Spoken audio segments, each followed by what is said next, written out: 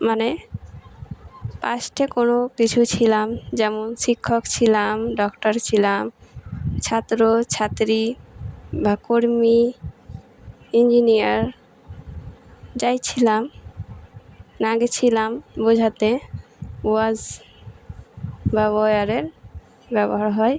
এখানে দেখব স্ট্রাকচারটা, চলো দেখি। আজ সেন্টেন্স তৈরি করব।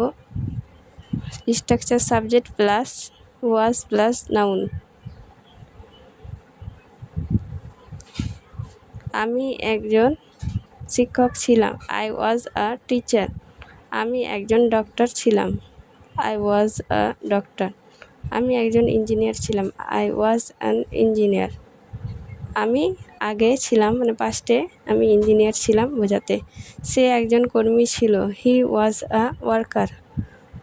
এখানে ছেলেদের ক্ষেত্রে হি বোঝাচ্ছে subject. She was a doctor, সে একজন ডক্টর ছিল।